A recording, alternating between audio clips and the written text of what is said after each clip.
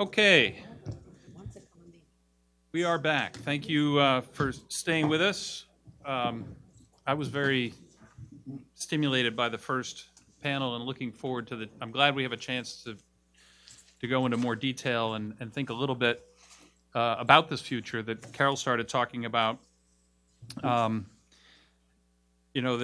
we talked about the Comfort Women Agreement a little bit, and that's one of the examples of something that's a contentious issue, but at the same time, inside of that agreement was a commitment to, quote, projects for recovering the honor and dignity and healing the psychological wounds of all former comfort women be carried out under the cooperation between Japan and the Republic of Korea, unquote. That is actually listed in their agreement as part of a requirement for, quote unquote, resolving the issue.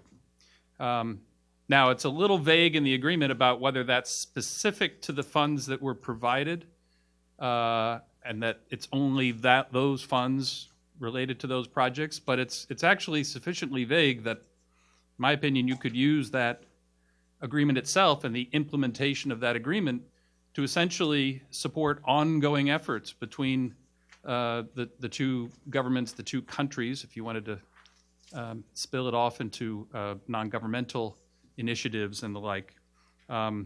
So that's one potential example of a way of helping to manage or working towards a long-term vision of reconciliation. But there are many others, and we're going to look at that a little bit. There'll be some overlap, I think, to the extent it's hard to talk just about the future without also examining where we are today and a little bit of how we got here. Very fortunate to have Professor Yuki Asaba with us from the University of Niigata Prefecture. Which is not an easy trip to make, all the way from Niigata to Tokyo and then Tokyo to here. He's a professor in the Faculty of International Studies and Regional Development there, and he focuses on the policy and diplomacy of both North and South Korea. I actually tried to get Yuki here last year or 2 years ago, and we weren't able to make it happen, but I'm so glad that we were able to make it happen this time. And then my good friend to my left, Chung-Min Lee, who I've had the pleasure of working with for several years on a variety of initiatives. It's great to have him here. He was, until recently, a professor of international relations at Yonsei University's Graduate School of International Studies. He's also a non-resident fellow, senior fellow here at the Carnegie Endowment for International Peace. And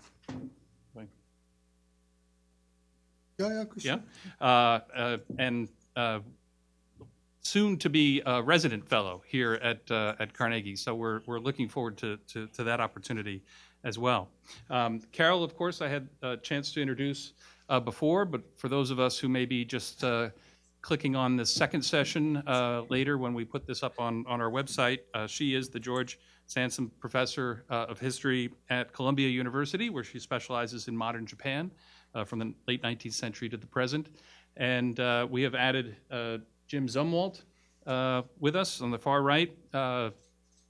Very lucky to have Jim and his experience with us today. He's now the Chief Executive Officer at Sasakawa Peace Foundation USA here in Washington since February 2017.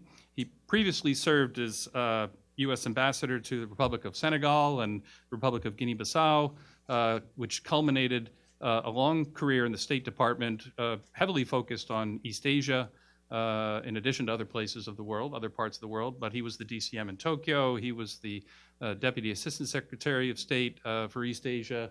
I have great respect for his knowledge and experience all throughout Northeast Asia.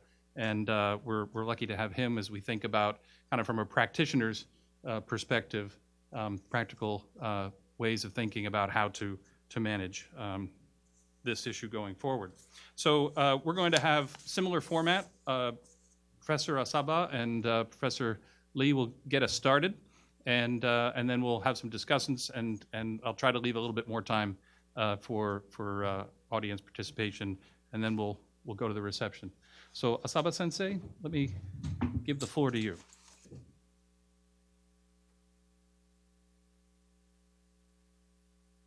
Thank you, Jim. It's my great pleasure and great honor to be here. Personally, I am one of the outcomes from the Obuchi-Kim Summit and the partnership declarations. In addition to the Korean government policy of globalization, or 세계화, one of which was to establish 7 English-speaking graduate schools of international studies. At one of them, Seoul National University, I was trained for my master's and doctors in early 2000, and I have had a lot of memories of good old days. One of which was to watch the 2002 World Cup soccer games with my Korean friends at the dormitory at Seoul National University. My role here is, as Jim expects me to pray, is to contrive some ideas for making Japan-Korea relations great again by building on past experience after the partnership declarations of 1998 and looking forward to another 70 years ahead, as if I were invited by Prime Minister Abe for dinner and asked to write the new action plan to be launched by Abe himself and President Moon Jae-in together.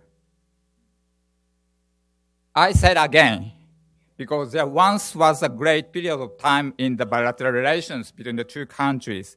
That is when both Prime Minister Keizo-Obuchi and President Kim Dae-jun had a strong political will to move forward by putting Japan-Korea relations in the bigger picture and thereby restoring balance among different issues and policy priorities and between the past and the future in the present. But what happens afterwards is, however, quite the opposite. While the issue of history has been overrepresented, the topic of security cooperations remains underrepresented and explored. As is the case with some representative democracy around the globe, the problem of representations is as serious in Japan-Korea relations.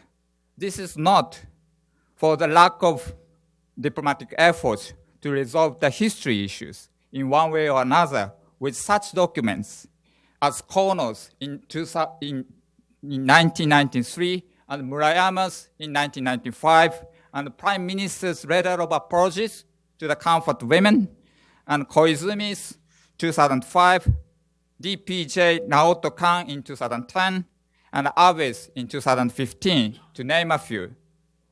History haunts us today, as we have been for the last 2 decades, preoccupied with 4 terms in particular: deep remorse, heartfelt apologies, aggressions, and colonial rules, and have been exclusively focused on whether they should be included in the new documents, while ignoring how they are effective in winning the hearts and minds of the ordinary people in both countries and beyond.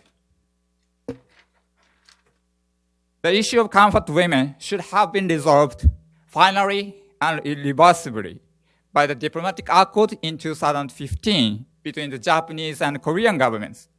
The Prime Minister Abe's acknowledgement of responsibilities over the involvement of the Japanese military in gravely damaging the dignity of women and leaving the serious wounds until today.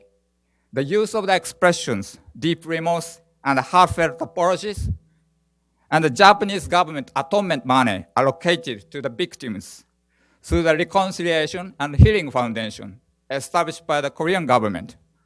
All of them combined together constitute a partial state compensation to individuals, if not the former one.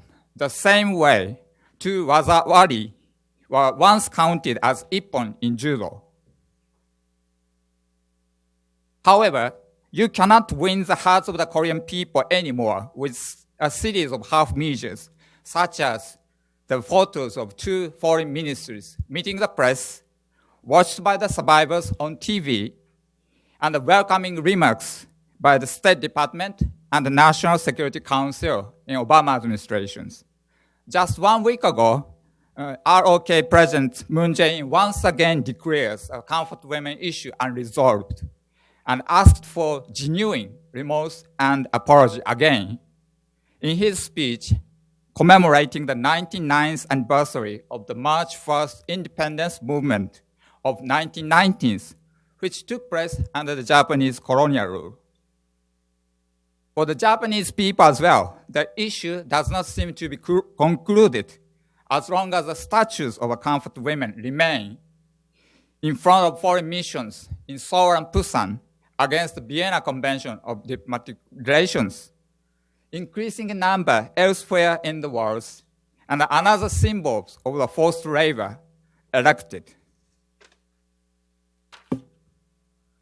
Against this backdrop, the perceptions that the Korean side is moving the goalpost again and again is persistent and much stronger over years among the Japanese. That is why so-called Korea fatigue and even Korea passing are widespread, both at the elites and grassroots levels. A picture is worth a sudden words.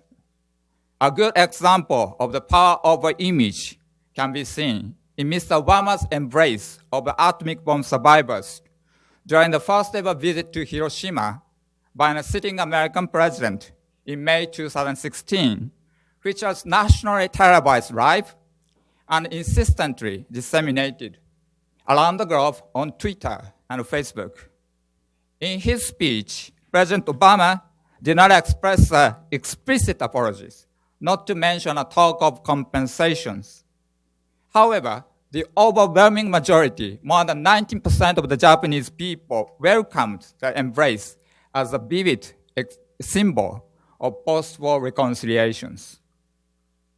In return, Prime Minister Abe paid a reciprocal visit to Pearl Harbor and met the survivors and shook hands with them. Such moving scenes are carefully planned at an early stage, even between allies. When Mr. Abe directly addressed American people in English, in plain English like mine, at the joint meeting of the Congress here in Washington in April 2015, 1 year before Mr. Obama's visit to Hiroshima, he had two special guests in the galleries. Lieutenant General Lawrence Snowden, who landed on Iwo Jima Islands during the Pacific War, and Yoshitake Shinzo, grandson of the Japanese general in battle there more than 17 years ago. As these former enemies became true friends, Japan and the United States are now trustworthy allies to each other. This is how the power of reconciliation works. However, it does not automatically overcome historical animosities. Smart public diplomacy and iconic imagery are all the more pressing in the hard case of post-colonial reconciliation between a former empire, Japan, and its colony, Korea. No image equivalent to the 1917 picture in which the German Chancellor Willy Brandt is kneeling down in front of a memorial in the former Jewish ghetto in Warsaw is available for Japan-Korea relations. Sitting Prime Minister Junichiro Koizumi could have been Willy Brandt when he paid tribute to the dead at the Sodemun prisons, where numerous Koreans are tortured and executed during the Japanese colonial rule. Some Korean newspapers compared Koizumi to Brandt back in 2001. Reconciliation can only be achieved by joint endeavors on both sides. There is no exception to this general law in case of Japan-Korea relations. During the Pyeongchang Olympic Games last month, we are reminded once again of how one picture is more powerful than 1,000 words in touching the hearts of both Koreans and Japanese peoples. We could be good rivals, if not necessarily friends. The brave respect the brave. When we talk about the US, Japan, Korea security triangles, we need to bear in mind the saying, a chain is no stronger than its weakest link. In this sense, Japan-Korea relations should be strengthened as much as possible, as soon as possible. Otherwise, a third party could take advantage and easily drive a wedge between the countries. We should not let it break. To be fair, however, the nature of US, Japan, Korea trilateral relations is not the triangle in the true sense, but rather a series of bilateral missions with Japan and Korea for the United States. In fact, the three countries have not held three-way joint military exercises for political purpose, for political reasons, even at the time of ever-growing threat from North Korea. US bombers stationed on Andersen Air Force Base in Guam are strategic assets critically important for any contingencies on the Korean peninsulas. During a 4-hour flight from Guam to the 38th parallel and deep into the north in emergencies, they are first escorted by the Japanese Air Self-Defense Forces and then taken over by Korea Air Force at the international space between the Japanese and Korean air defense identification zones and maneuvers the US Pacific Command calls handoff. The very term handoff, derived from American football games, conveys the idea of teammates, at least from the American point of view. But at this moment, the only available photos are those of US and Japan and US and Korea holding separate drills. The three-way joint military exercises aside, such handoffs should be made public by way of iconic imagery, which I believe would make both Japanese and Korean people realize how indispensable their counterparts are to their own national security and survival.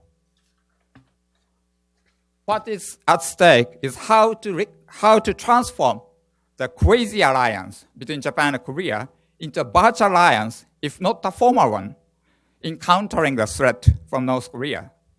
Do not leave one of the three members behind in your team spirits, in your team pursuit of denuclearization of the Korean Peninsula. For that purpose, it is critically important for the teammates to keep heading in the same direction, to keep pace with each other. In this respect, I would like to introduce some of the findings in my ongoing joint research with Korean colleagues using survey experiment. As expected, on an ideological scale, both the right in Japan, circled with red, and the left in Korea are negative towards greater security cooperation between the two countries. But we can change their minds, their perceptions from predominantly negative to significantly positive simply by watch a 38-second movie made by the US Pacific Command about the 38th parallels or about the urgencies of the US, Japan, Korea security triangles.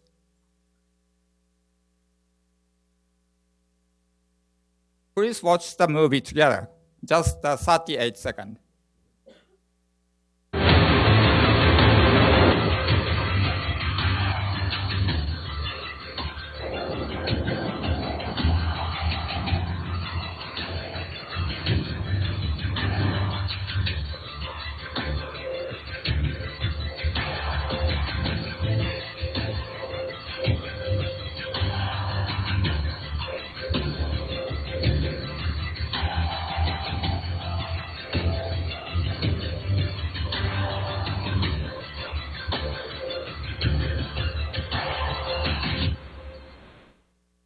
Are you more convinced than before?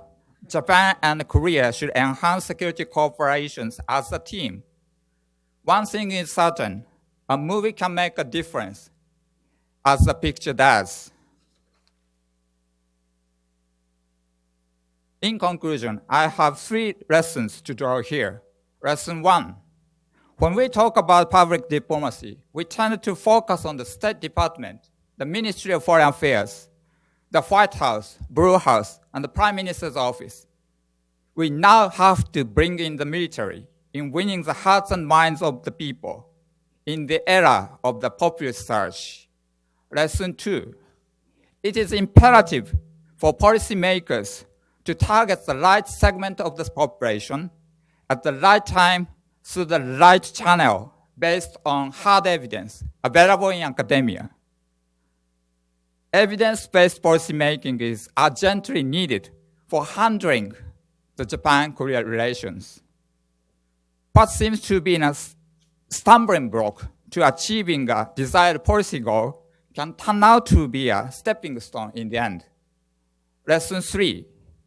The chief executive should appoint the right person as a communications director at the right place from the get-go and live with her during his entire tenure. Remember, both U.S. ambassador to Korea and the point man for dealing with affairs with North Korea are still vacant at the State Department.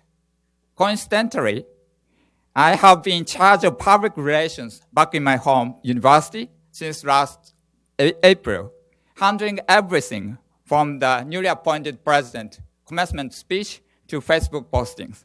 That is the menu of my briefing to Prime Minister Abe if I were to be invited for dinner someday in the near future. Thank you. That's terrific. Thank you. Thank you very much, Yuki. You really took my my kind of casual suggestion and I think turned it into something very useful for us to get started.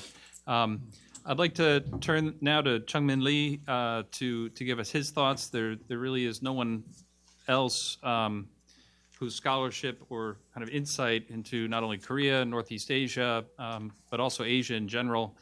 He has a terrific book that he completed not too long ago here with Carnegie on fault lines of Asia, and that man is Chungmin Lee. So let me give it to you. Well, thank you, Jim. Let me thank Jim for inviting me to this conference and for Alex and all the other staff at Carnegie. Before I left Incheon Airport for Dulles, my wife told me that, Chungmin, this is the first time since you've been 25 years old that you don't have a job or a business card. And it's true because I resigned from my post at Yonsei University on March 1st after serving 20 really fun years. But I always wanted to go back to the think tank world. So I told my wife that you will have a paycheck within the next 2 months. So I'm very glad that I'll be joining you full time. And by a stroke of luck, Jim and I used to work at the same think tank back up in Boston back in the 1980s. What I would like to do is begin by giving you, I think, 3 problems that we face in bilateral Japanese-Korean or Korean-Japanese ties. But before that, I wanted to share with the audience what my father told me a long time ago. He's 91 years old. He's a former diplomat. And he told me, and when we were growing up, both to my sisters and myself, he said, Jungmin, I've lived through the colonial era, as did my late mother. And he said, but one thing that I don't want to do is to leave a legacy of hate in my children over Japan. He said, I want you to be proud of your heritage and I want you to understand history, but I don't want you to hate Japanese. And I've always taken that lesson to heart because I have one daughter and we've lived in Japan twice, in 94 and in 2004. And that's something that I will continue to do because although I have issues with Japanese history as well as Korean history, not to mention Chinese history, leaving that legacy of hate through successive generations, as Carol alluded to last session, I think is the worst possible thing that can happen to Korean-Japanese ties. Then what are the 3 big problems? Number 1, it is basically based on fake news. Mutual perceptions are not based on facts, but it's based on fake news. And fake news had a mushrooming from January 2017 because it coincided with a political event in Washington. And since then, it's just taken off. Of course, fake news always existed, but when you look at the template of Korean-Japanese ties, interpreting facts, realizing facts, for example, are not just problematic. In many instances, they're not even recognized. And that's something that I think educators and policymakers are both responsible. Let me just give you one example. In my class, I would ask my Korean students, and I had tons of students from all over the world, and I would ask them, how many of you believe that Japan is going to become remilitarized, as she did before the war? And almost all my Korean students would raise their hands. So I would then ask them, well, give me one example why that's going to happen. And they would kind of like not have an answer. So I pushed them. I said, well, give me 3 reasons why Japan is going to become before like an imperial power. And then the answer that I got most of the time was because they did it historically. So I said, well, no, that's not good enough. I said, if you made a mistake in your past, as I'm sure you have, that doesn't mean that you will make the same mistake again in the future. And then I would give them evidence that Japan spends only 1% of GDP on defense, that Japan doesn't have quote-unquote offensive ballistic missiles. She's, of course, a non-nuclear power. She is guided with a very strong alliance with the Americans, as we are. And I said, demographically, by 2100, the Japanese population will shrink from 127 million today to 85 million. And she will be the oldest population in the world, second with South Korea. So I said, there's no way that grandmas are going to drive tanks or grandfathers will drive, fly F-35s. And then, so when I pushed them to give me facts, they basically ran out of steam. On the Japanese side, I would ask my students, do you know about, for example, the units that carried out biological experiments before World War II? And they had no clue what I was talking about. Or the massacres that happened in Nanjing, or in fact, for example, the massacres that occurred in Korea. So there is cognitive dissonance on both sides. The second big problem is that both are democracies, but their relationship is highly undemocratic. Because if you are a democracy, there are certain things you should take for granted. Number one, you play by the rules. Number two, there should be transparency in the relationship. There should be multiple opinions. There has to be accountability. And I would argue there has to be tolerance. And yet, we have diplomatic ties with nearly all the world, as does Japan. But as I think about this, we don't practice democracy with Japan, and Japan doesn't practice democracy with us. I'll just give you another example. The left in Korea will emphasize even the smallest, minutest human rights violations in South Korea. But they say almost nothing about the most egregious violation of human rights in North Korea. And if something really, even if a dumb Japanese politician says something really stupid, then of course everybody goes nuts, including the press. But that same level of judgment on human rights, I would argue, must be consistent. And I'm saying that it is not consistent. And so one way that we can, I would argue, I hope, to flip the relationship back on a more even keel is to let the democratic forces take over.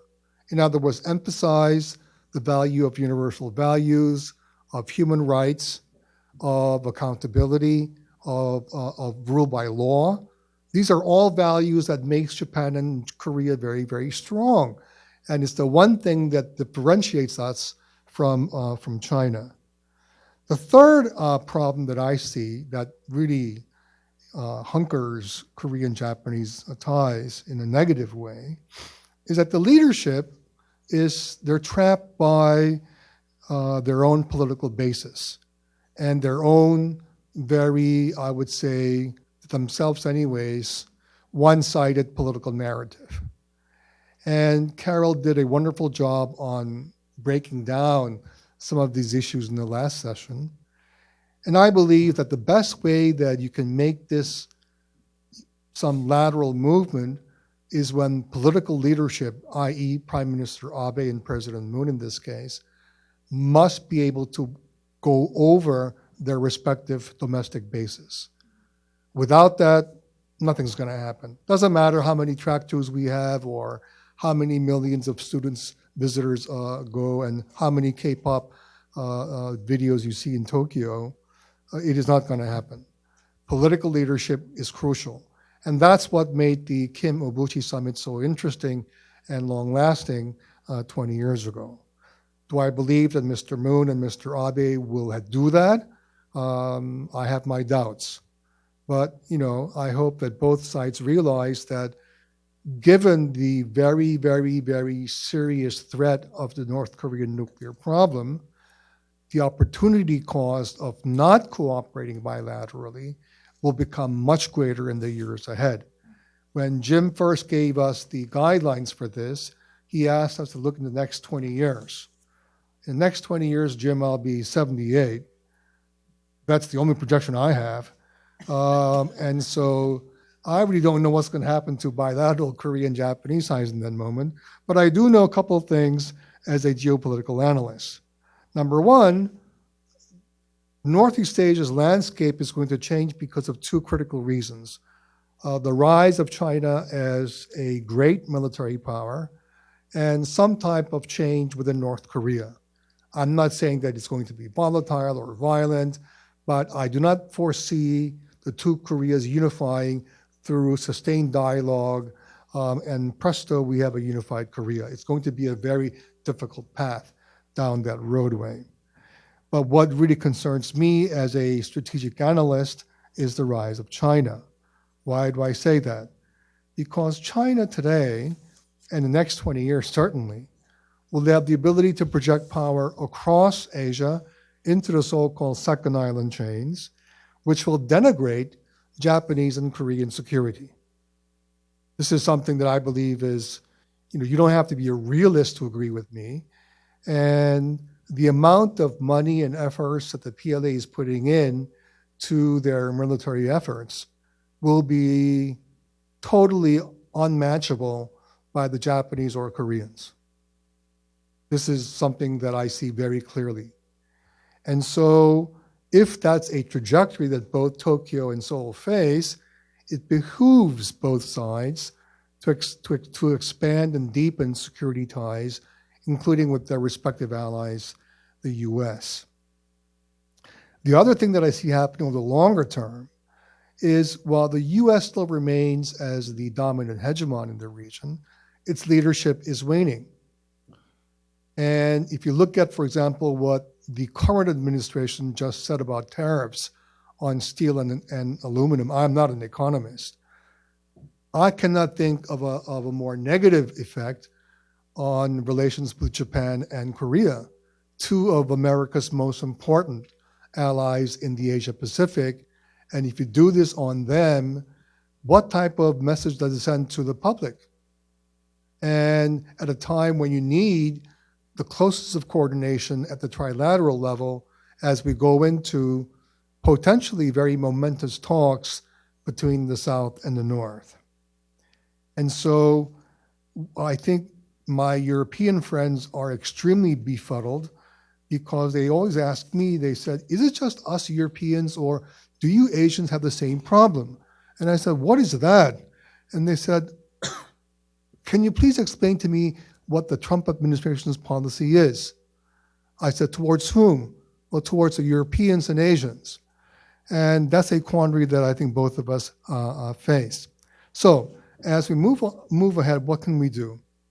First of all, to be realistic, historical and even territorial disputes will not be resolved in the next 20 years. In the next 200 years, Maybe.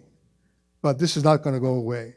So I think it is critical to understand that this problem is going to be with us regardless of whether you have more enlightened leaders in Seoul or Tokyo. So let's leave aside those problems and then focus on what needs to be done in the here and now. And the most important thing I would argue is there has to be a very strong unity between the Koreans and the Japanese and the Americans as President Moon goes into the Third Korean Summit in April of this year. Why do I say that? President Moon, I would argue, faces two very difficult dilemmas. Number one, he's got to persuade the Americans that a preemptive strike to take out North Korea's nuclear weapons will lead to another Korean war, which I also happen to believe. And so that's what he has to do. But he has to also assure the Americans that a North Korea with an ICBM, with nuclear weapons, with nuclear warheads, is something that the Americans take very seriously. And so therefore, Korea has to take steps that assures America that Koreans are doing their level best on meeting this particular threat. And this is why, if we don't do this, and I'll end here, the consequence of a very weakened bilateral relationship and a weakened trilateral relationship is that it makes China's bargaining hand that much more stronger. And so if you look at China's longer term goals, it seems to me very clear that she wants to decouple South Korea from the US and to weaken the US-Japan alliance. And that also falls into the laps of Kim Jong-un's political goals. So over the next 20 years, which will come quicker to the younger generation than you may think, preserving the alliance, preserving, even with deeply enmeshed historical issues, we've got to convince ourselves that without cooperation, things will get much worse for both Korea and Japan. And that's why I believe that we have to strengthen bilateral ties. I'll stop there. Thank you.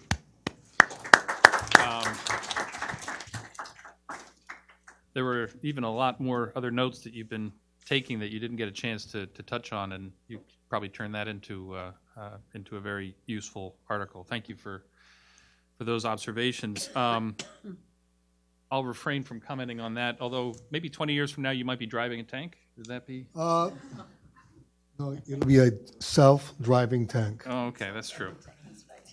Carol, let's turn to you, and so we can. Well, the first point I'd like to make has to do with the geometry of international relations. I understand the importance of stressing the trilateral relationship among Japan, South Korea, and the United States. But as we heard from Professor Osaba, this is a chain with weak links, that we have bilateral ties between the U.S. and South Korea and bilateral ties between U.S. and Japan, but there's the weak link is Japan, Korea. The whole triangle, I think, is stressed. And I think that the stress on this triangle suggests we have to try something different. And I don't know what that thing is, but one possibility is slightly more multilateral approach to the rise of Chinese military power and the decline of U.S. Dominance, which is not, by the way, only a matter of the Trump administration. There's a big shift going on. We're in a big transition. The transition's been going on since 1989. It's not over yet. The world order doesn't have its shape, and China is obviously strengthening. So one possibility would be to do more multilateral, not just the three countries, but others, to try to work on this. The second geometry point has to do with not just the weak links in Professor Asaba's triangular chain, but the fact that, again, to go back to the European example, it was one thing for Western Europe to hang together when they had a unified enemy, which was the Soviet Union. But China is not the same kind of hostile power, certainly not for South Korea. China doesn't have the same valence for these other countries. And so you can't expect a kind of unified, I think, security structure that revolves on the rise of Chinese military power. I think that's a problem that has to be acknowledged. I think if you're going to deal with the two Koreas summit that's coming up, realizing that South Korea has a different potential position that the former President Park tried to enlarge vis-a-vis China is really important. So A, multilateral, but B, a little bit more realistic on what the rise of China means for the different powers in the region and for the world. And on the multilateral or trilateral or bilateral relations relating to security, I mean, I hope this won't seem rude to you, but that movie made me laugh, that movie about the airplanes. First of all, the movie about the airplanes will not convince the Japanese public because they're kind of allergic to hardware, right? That's been made pretty clear. Secondly, if you actually do trilateral military joint exercises, who's going to be most upset and in the position to do most about it? China. So you're going to fly your airplanes together, and who's going to take that into heart, so to speak? However, there are all kinds of, and this is my third suggestion on the geometry of security relations, there are all kinds of other ways to deal with this. I happen to think, and I think that you're right about the self-driving tanks. It's pretty clear to most people that cybersecurity and AI and all of these things are actually the military technologies of the future, if not the present. And one can do cybersecurity, trilateral, multilateral cooperation without flying any airplanes through the sky that people can see, because cybersecurity is by nature an intelligence question, and a secret question. So, I mean, I think there are other ways to deal that are more future-oriented than the military exercises. And there are ways to bring people together, and that's where China's way out front, seems to me. I think you actually mentioned this in your paper. So I'm suggesting that if you are going to deal with the trilateral, multilateral change in Northeast Asian regional security and the inevitable change in the U.S. role in that security, that the thinking should be more 10 to 20 years out, and not just today, in dealing with, in other words, don't use the patterns of the past. I'm arguing against the past again. Don't use the patterns of the past in dealing with North Korea.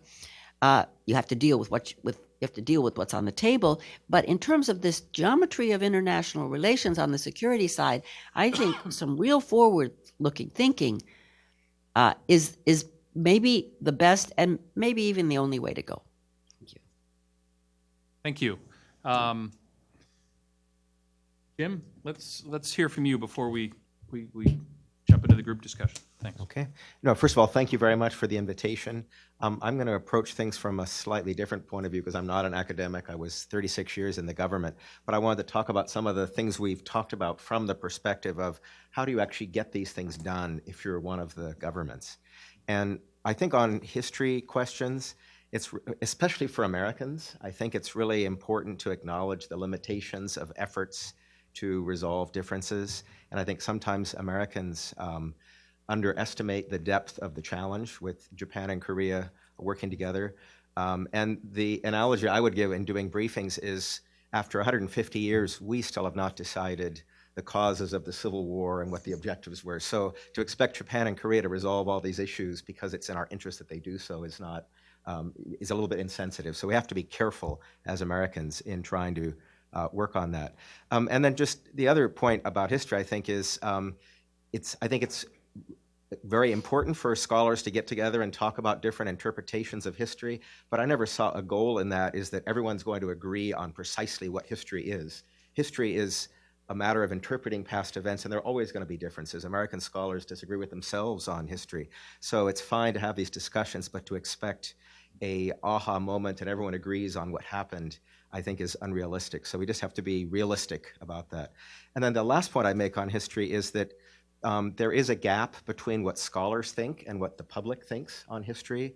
And certainly as an American, I learned that when the attempts by the Smithsonian to have an Enola Gay exhibit, which was a bunch of American historians who got together, and at the end of the exhibit, they just posed a question. They didn't even have an answer. They posed a question, was the use of the atomic bomb justified? And the American public was not ready to even ask the question. And I think the scholars were shocked that, so we can talk about scholars getting together and talking, but I think assuming that will resolve popular differences, I think is a little bit unrealistic. So I'm not saying these should not be done, but I'm just saying that's not the solution to improving Japan-Korea relations. But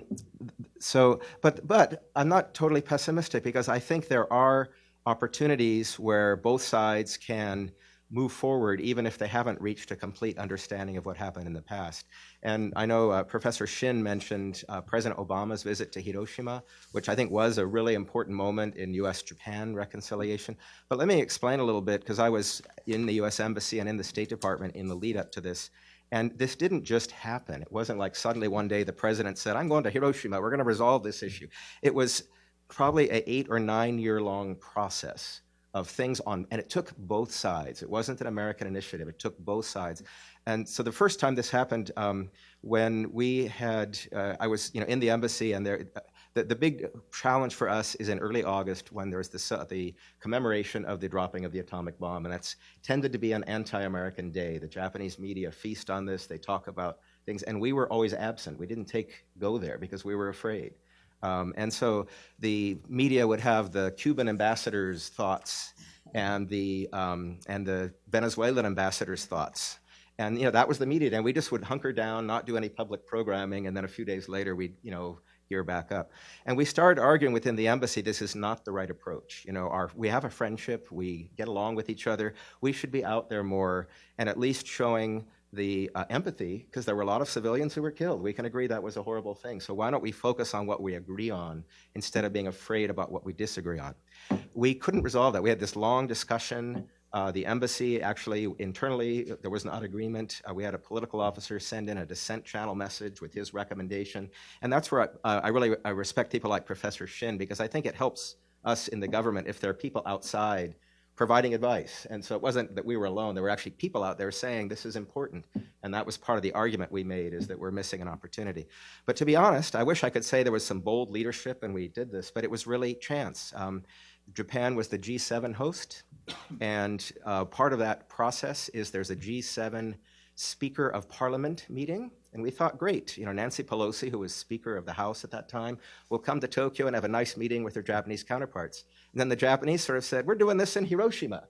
And we were like, oh no, what does that mean for us? And so what started was a very intensive 3-month period of negotiations where we wanted to make sure that Nancy Pelosi was not going to be embarrassed by a question being asked that she wasn't able to give the answer they wanted, or that she would be somehow singled out. And luckily, because it was a group, it was 7 speakers, and the Japanese were so eager that she come, and she hadn't yet agreed, so we had some leverage about negotiating this. It worked out fine. And she, by the way, very aware of public opinion, and she's from San Francisco, had arranged with U.S. veterans groups in her district to issue statements when she went, that this was a positive thing, that we're allies, it's time for reconciliation, this is a good thing. So she managed her domestic politics, and the Japanese managed their politics by not embarrassing her. And this is what I mean, it takes two sides. It's not like a leader just goes and does something. So that was, and then we were a little more comfortable. Wow, this actually worked. And there was a positive reaction in Hiroshima. So then we thought, okay, we really should look at the U.S. ambassador visiting Hiroshima on the anniversary, laying a wreath, doing all those sorts of things. And there was a second very fortuitous thing, which this is in the lead up to August 2010. And the very fortuitous thing is the mayor of Hiroshima, who was an anti-nuclear activist. I mean, he didn't believe in nuclear weapons. He thought it was terrible. But he had lived in the United States. He had been a professor in the U.S., and he knew U.S. political limitations. And he was so eager to have the ambassador's visit because he saw it as the precursor to an Obama visit. So I went down 3 times to Hiroshima to talk to him about how a visit would look, how he would be treated. And he kept assuring us, I would love to have the president come. And I know if this visit with your ambassador doesn't go well, that's it. He's not going to come. So he assured us he's going to make sure that things went well. And so Ambassador Roos went. It was the Cuban ambassador no one cared about that year. It was all Ambassador Roos laying his wreath. He met with some atomic bomb victims. We arranged for him to visit the museum, but no photos because it's a pretty gruesome exhibit, and we didn't want photos of him with this backdrop. And the Hiroshima site agreed to every single request we had. He issued a statement, he signed the book, and it was, again, very, very positive press. At the same time, we had to deal with public opinion. So on the Japanese side, there were some leftists who essentially said, he's not apologizing. Why should he come if he's not going to apologize? And the mayor stepped up, and he was a leftist, and he said, I met the ambassador, and he was sincere. And that kind of shut down the left as there were people saying this, but it wasn't popular anymore, that this mayor was validating the president's visit, the ambassador's visit. And then on our side, we arranged for several veterans groups to speak up. And so you had a negative editorial in the Wall Street Journal. The Wall Street Journal said this is apology diplomacy. Why is the ambassador doing this? It's a terrible thing. But you had several veterans groups saying, US and Japan are allies. It's been a long time. It's time for us to do this. And again, that sort of shut down the criticism on the US right that this was apology diplomacy, and so it was accepted. So the point I'm making here is, and then of course, this was 2010, so it still took years for President Obama to come. But it's not like you can just wish for a leader to step forward and do something bold. It takes a lot of work and it takes 2 sides to get that done. So sorry, a little bit long-winded, but I thought it was, that's sort of my perspective on some of these history issues. Just briefly on the U.S. role as facilitator, I again respect what Professor Shin says, but as someone who is on the inside, to be honest, I think it's kind of a 2-edged sword. I think there are moments when the U.S. can play a useful role, and a good example of that during the Obama administration was when you had moments of Japan-Korea tensions, being the convener of a meeting. Let's have a trilateral, and you 2 come and meet with the Americans, and we'll take a picture of the 3 of us together. We have the ability to do that, and so that can work.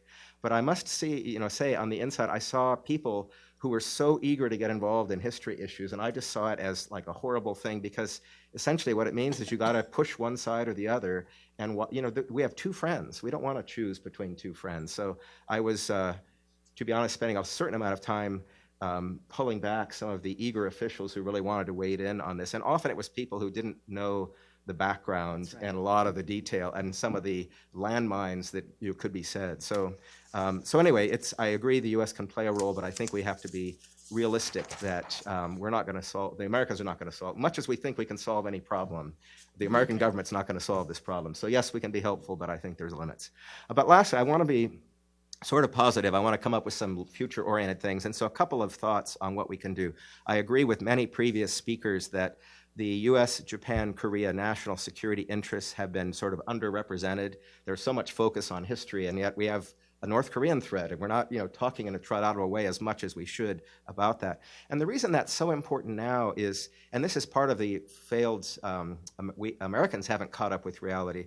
We see the front in Korea and the rear area support being Japan. That's what happened in the 1950s. That is not true. U.S. bases in Japan are targets, and Japanese civilians are targets, because North Korea has missile capabilities that can reach Japan. And Japan is basically saying, we will allow you to have bases, even though that puts us at risk. So I don't think there's a recognition of that on the Korean side, frankly. But I don't think it's any more possible to have 2 bilateral alliances, because there is not 2 separate fronts anymore. It's one theater. And so we need to work on that together, and even more so now than we did before. But the second change that's really important is Japan now has much more to contribute to the effort. Again, and this is partly U.S. mentality, Japan provides us a place, we do all the work, and obviously with our ROK friends, but I mean, U.S. forces in Japan are the one, but that's not true anymore. The Japanese, with their new parameters about collective self-defense, are willing to contribute in some ways, and that's valuable. They have some really good anti-submarine warfare capabilities. They've talked about, this movie of escorting a plane. That is a demonstration that the Japanese are willing, if push comes to shove, to escort U.S. airplanes, which is a valuable capability. So Japan can contribute more. It's the second reason why we need to talk more about restoring a balance in looking at our national security. Another area that I think is really important is, again, Jim shared with us yesterday a survey that was done by an NPO called Genron about Japanese and Korean attitudes together. And there was some encouraging news in there. And one was that the soft power of both sides, when we asked people like, why do you like Japan or why do you like Korea? One thing many people mentioned were aspects of Korean or Japanese culture. So I think we need to think about how do we exploit that to build a better base, because I don't think political leadership alone is the answer. And so one very positive trend is a huge increase in Korean tourism to Japan. I think the more Korean tourists, the better, because people go and generally have good experiences. Last year, 14% of Koreans visited Japan in 1 year. Pretty remarkable, really. So that is very encouraging. But what can we do besides that? And one idea I would have is, the Tokyo Olympics are coming up in 2 years. The joint World Cup was a pretty good success, I think. So why not have the two governments talk about providing some joint training opportunities? Japanese athletes go to Korea and train with their Korean counterparts. There's going to be baseball in the Olympics. Both countries love baseball. Why not have some friendly matches as a training, getting ready for the Olympics? Those sorts of things. And people like sports. It's kind of a nice news story. So that's one area I think where both governments could work more, is to exploit the preparation for the Olympics. And then I really think there's a need for dramatically expanded youth exchange programs. Carol, you may know much more about this than I, but I understand that there were just massive German-French youth exchanges, homestays and other sorts of things that, over time do have an impact. And so I think having 100 students go to Korea is nice, but that's not going to do it. We need something much bolder and bigger than that. And it doesn't have to be scholars even. I think high school homestay kind of programs are really valuable. So I hope that's another area. And then the last thing, and this has been mentioned, but showing our common values and promoting those common values. And so, for example, on issues of comfort women, rather than arguing about what happened in the past, I think that's not a good solution. But both Japan and Korea are concerned about sexual violence in conflict. We agree on that, and so does the United States. So what can we do as three countries to deal with present-day problems? And one good area is the United Nations Women, Peace, and Security Initiative, which does things like training UN peacekeepers in special issues that women in conflict face and how they should be sensitive to that. So I think there's areas where Japan and Korea, maybe the US too, could work together. And we don't have to say we're pivoting from comfort women, that's not the point, but we can highlight where we share common values and try and support that. So those are some ideas. It's not going to solve the issue, but I'm hoping it can maybe help. Oh, that's terrific. Thank you, Jim. Very valuable contribution. And, I think we kind of all agree we're not necessarily going to solve the issue, but managing strategies for managing the issue is on the table. I'm intrigued by this idea of kind of a new geometry or a flexible geometry for new challenges that we face. Although I am also convinced a little by Asaba Sensei's emphasis on the issue of imagery and going beyond that image of having two foreign ministers stand up and say, okay, we've kind of fixed this, when that's not the image that conveys a real convincing approach. So I think that's really important. I want to, before we go to the audience, I want to press on this issue of where do we want to be 20 years from now, or where do we think we need to be 20 years from now in this relationship? And I'll throw the United States into this mix as well. It's not just purely a Japan-Korea dynamic. And to some extent, I guess on the optimistic side, we're looking for strategies to improve the situation. How do we gain ground? We've gained ground since '98 in some ways. Certainly the level of security cooperation we've talked about, the economic side. The cyber cooperation would not be possible if not for the fact that now we do have a GSOMIA, or a general agreement for information sharing between Japan and Korea. There have been kind of infrastructure has been laid into place in certain places on the finance side, and currency swaps and other arrangements. So these steps do matter. On the other hand, a little bit of what I was hearing from Chungmin is, to some extent, we just need to prevent further loss, or are we? So maybe just 20 years from now, maintaining where we are now is a positive outcome in a sense, or shows some accomplishment. So my first question is this issue of where do we need to be 20 years from now, and to some extent that balance between trying to make certain gains, what would those be, versus just managing or avoiding backsliding? Can you just quickly comment on that? Sure.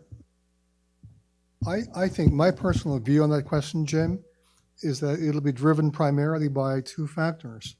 What China does in the region and how the Korean Peninsula is transformed.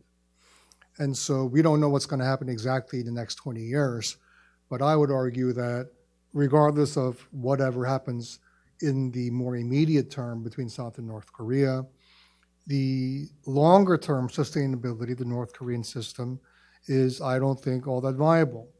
So that if you have a unified Korea under the auspices of the ROK, which the Chinese don't want, then that will present a whole new, I guess, set of problems that the Japanese and the Americans have to deal with, as well as, for example, Russia and China. So that's one major issue that I think we will have to be developing the capacity for the next 20 years. The bigger, I guess, issue, in my personal view, is how the Japanese and the Koreans react to China. And we both have different historical relations with the PRC. Let me just remind the audience that every single American treaty ally in the region trades more with China than it does with the US. And that trend is going to continue. So the Chinese have much more economic leverage than they ever did before in all of the allies. But one thing that we should never let the Chinese do is to basically treat us like vassal states. And what the Chinese did over the THAAD deployment, I think, was the most aggressive, blatant, egregious, and unacceptable behavior. You had Chinese ambassadors in Seoul publicly threatening the Korean government that if we deployed THAAD, China would do X, Y, and Z. Now, and then the flip side is there was a Taiwanese girl in a Korean women's K-pop group, and in one of these, young women, young ladies, they tend to upload videos, and she uploaded a video that showed a Taiwanese flag. The next day, gajillions of Chinese netizens went crazy. They bombarded the Korean entertainment company with emails. And then the officials also said, unless this girl publicly apologizes for uploading a picture of Taiwanese flag, we will never do any other business with the Korean entertainment business. And so the company was forced to ask this poor kid to go on air and apologize. I'm just giving you an example of the depth and the severity of Chinese intervention in Korea. And I think given the opportunity, they would do the exact same thing in Japan. And that's what worries me more than anything else. So that is good reason why, in my view, why the Koreans and Japanese should cooperate. Any other thoughts on this kind of 20-year vision? Sure, please. I agree with Chung Min on, obviously what's happening in 20 years a lot has to do with what China does and sort of the fate of North Korea and if there's unification. The third thing I would add in is what the U.S. is going to be doing, because our role in Asia is so important, and it's very difficult to project a trajectory of where we're going. If we project the trajectory based on the last year, we're in deep trouble. I'm hoping there'll be a course correction. But I don't know we can predict that, but I think that's another big factor. And generally speaking, despite all the flaws and challenges, I think the U.S. presence in the region has been largely reassuring and stabilizing. So I would hope to see in 20 years still a vibrant U.S. presence, but I don't want to predict that. And if the U.S. is not there, I would predict much more instability. The second point I would make on the possibility of unification, to be honest, I think this would be a really good subject for quiet Japan-Korea talks, because I'm not sure that the Korean side is convinced that the Japanese would be welcoming or supportive of that.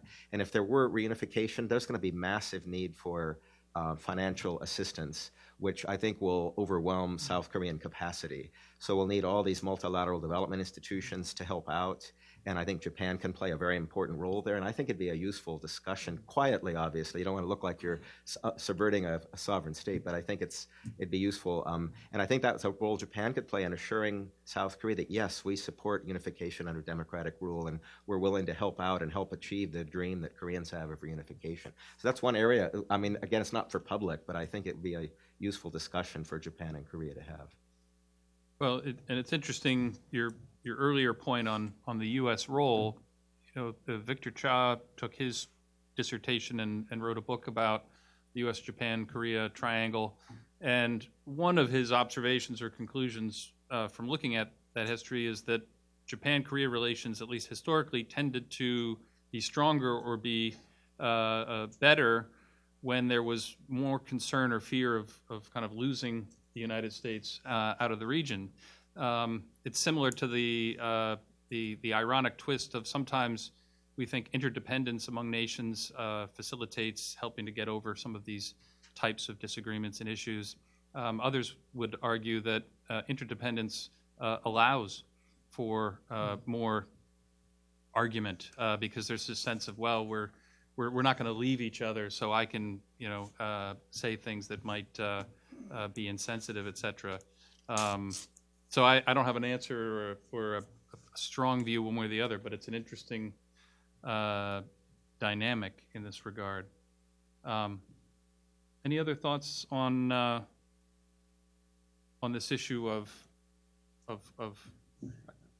20 years from now before we open it up? I actually am an optimist about the history problem.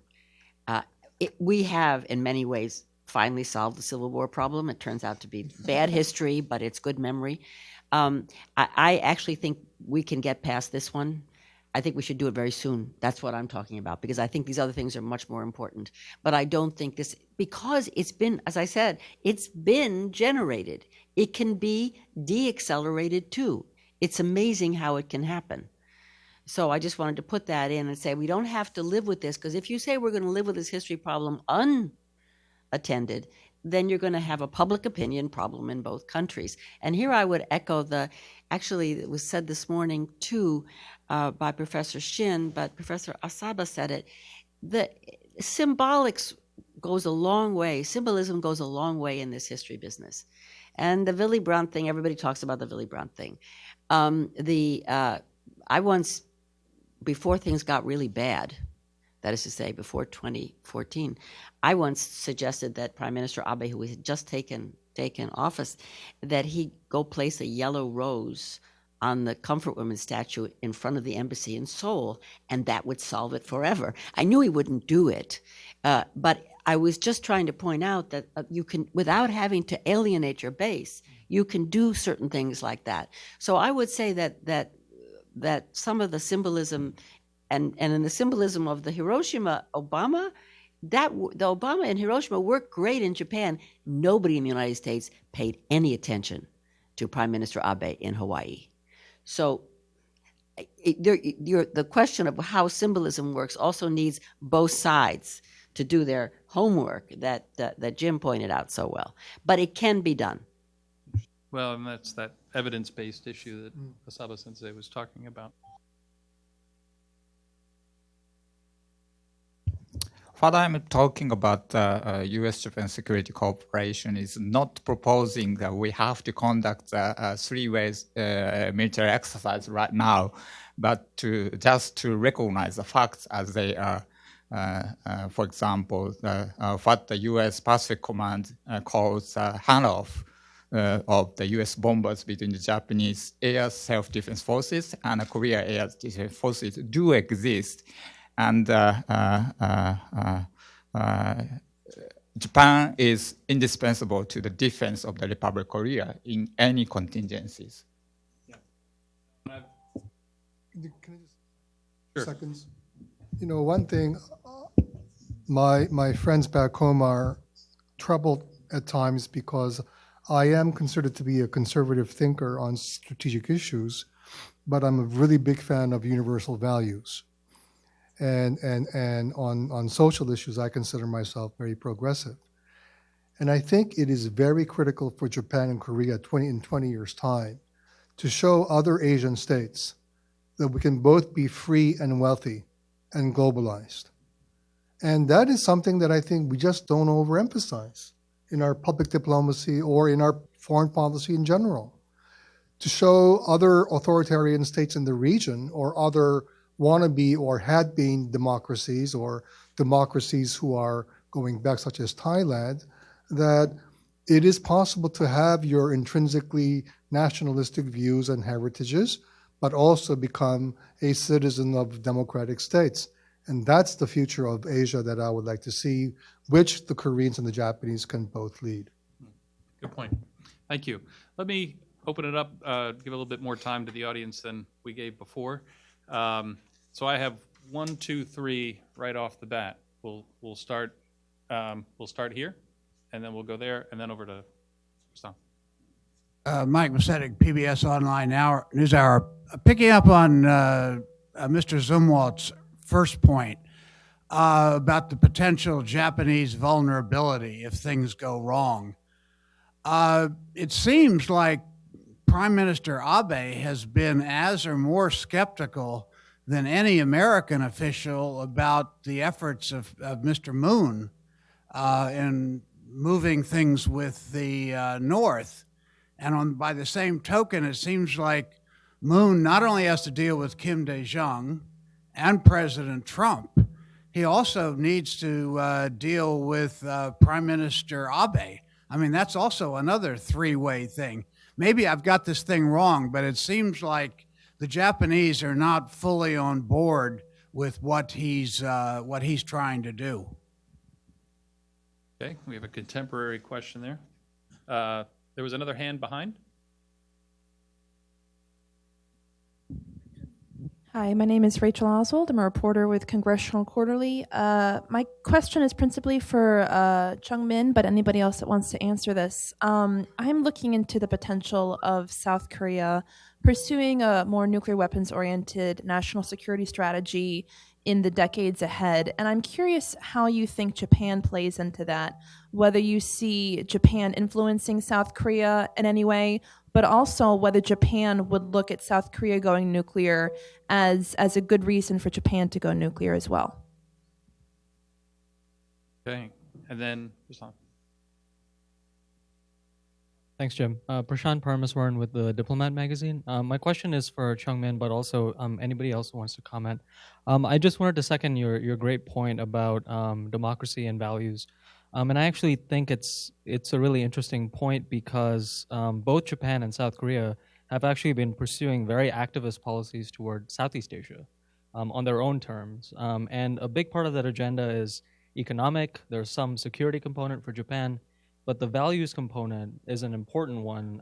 And to some extent, I feel that ambivalence to emphasize the values point does give Japan some advantages, relatively speaking, because it allows Japan to engage in places where the U.S. isn't allowed to do that, in places like Cambodia. But I do take your point that that values component is important. But the other piece that I wanted to touch on is this Jim's question about looking 20 years ahead. I'm trying to understand what the drivers in terms of these security dilemmas are. So if we're positing that in 20 years we're looking at Japan and potentially South Korea facing domestic demographic crises and being a little bit more uncertain or insecure, and then also facing this North Korean crisis that continues and a rising China that is also not only talking about its own narratives, but using influence operations to influence what other states are thinking. Does that combination of domestic and regional and international security then lead or incentivize leaders to then emphasize these history issues even more? And then does that reduce the wiggle room that they have, if any, to actually make inroads on these issues? And it goes back to what Carol mentioned, which is if we continue to perpetuate this cycle, you're essentially birthing a new generation that has even more radical views. I hope that the panel can disabuse me that I'm wrong or being overly pessimistic. But based on that sort of trajectory and future, I see a very negative sort of trajectory. Thanks. Thank you. Okay, let me turn to the panel. We've got 3 different questions people can respond to related to Japan and current diplomacy between North and South, the nuclear question, and then kind of the questions Prashant just put forward. Who would like to go first? The prevailing view in Japan about the weakest link in a strong chain is that either Korea or a Korea-U.S. relationship is the weakest. It's always the weakest. That is the prevailing view among the Japanese. But to be frank, there are other two possibilities. One is Japan being left behind the U.S. and Korea in the same direction of dialogue or talk in some way or others with North Korea. The other one possibility is that the U.S. moving first, leaving Japan and Korea behind, recognizing North Korea as another Pakistan under the condition of North Korea abandoning the intercontinental ballistic missiles while leaving nuclear capabilities and short to mid-range missiles, which can easily hit in all the areas of both Japan and Korea. Thank you. On the question of South Korea's nuclear weapons, I guess, thinking on that particular issue, if you look at Korean opinion polls consistently over the last 2-3 years, it's been at the level of 60 to 70% of Koreans responding positively to the fact that we need our own nuclear deterrent. And this gets the non-proliferationists here in DC very upset. And I always tell my American friends, this is more of an expression of Korean frustration rather than a commitment to build nuclear weapons. First of all, we are absolutely, we adhere to the NPT, to the IAEA safeguard agreements. And despite the fact that the South-North Joint Denuclearization Accord is worthless because North Korea is a de facto nuclear weapon state, we continue to abide by that principle for two reasons. Number one, it gives South Korea a moral high ground in dealing with the North Korean nuclear issue. And number two, because we believe that the extended deterrence that is given by the U.S. nuclear umbrella is credible, and that if we went nuclear, it would trigger a nuclear domino involving the Japanese as well, and that would only complicate issues in the region. So South Korea, there are segments in the Korean population who want their own nuclear weapons, but I think technologically, politically, strategically, the negatives are far higher than the positives. So the opinion poll reflects Korean opinion, but I don't think that opinion really tells the whole story. And even on the far right of the Korean political spectrum, if you ask them, will you pursue nuclear weapons even at the expense of the downgrading of the ROK-US alliance, then the opinion becomes much smaller. On the second question, which I think is a very good one, if these longer-term trends and drivers are more negative, including the world's fastest aging societies in the world in the next 20 years will be Japan and South Korea. Number two, the fertility rate is falling rapidly in South Korea more than Japan. So that you will have two of the most advanced economies in Asia, both becoming very older in relative terms with a shrinking population base. So will that then result in greater social vulnerabilities? Yes. Will that result in greater anxiety about history? I don't think so, because then, for example, the urgency of resolving these issues, whether by education or by robots or whatever, will become a very dominant social issue. And so I think employment, I think finding ways around extremely growing, rapidly growing social welfare costs, these are the types of issues that the next generation will have to unfortunately deal with much more directly than we do.